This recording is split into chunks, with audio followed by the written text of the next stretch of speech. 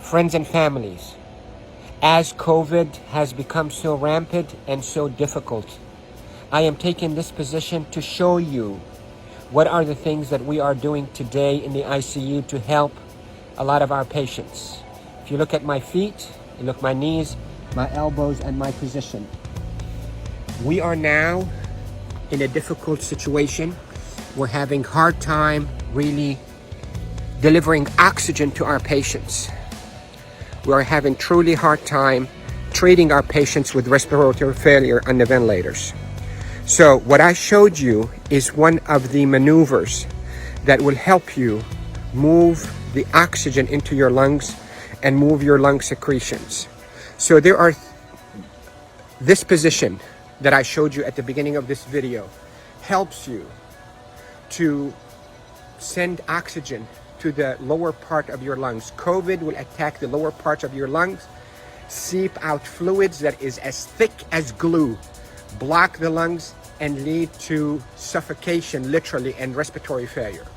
Many studies, without a shadow of a doubt, have shown that the best way that we can deliver oxygen is we, the ICU team, place patients in a position on their stomach. Even the better position is what I showed you at the beginning of this video, where you're on your hands and your knees, then you drop your elbows like this and you put your head down and you breathe in deep and you cough. This is called proning. Proning, P-R-O-N-I-N-G, proning position. That position, search it on the internet so you'll see even more illustrations and details, but that position is extremely effective in mobilizing all that gunk and thick secretions, glue-like secretions out of the bottom of the lungs, which is the bigger part of the lungs, out so you can cough it up. And that will recruit your lungs and protect your lungs from suffocating with COVID.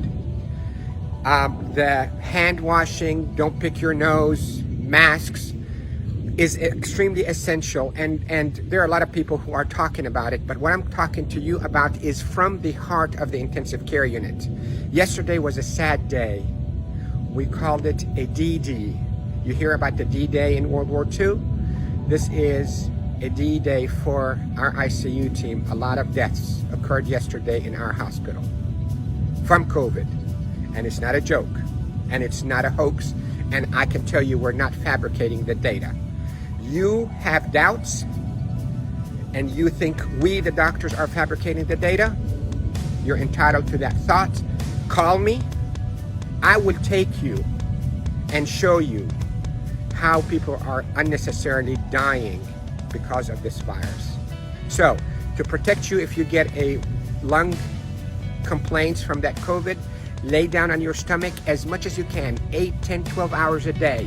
And if you can be on your hands and knees and put your hands down like this and put your head down so your back is going downwards. In yoga, they call it downward dog.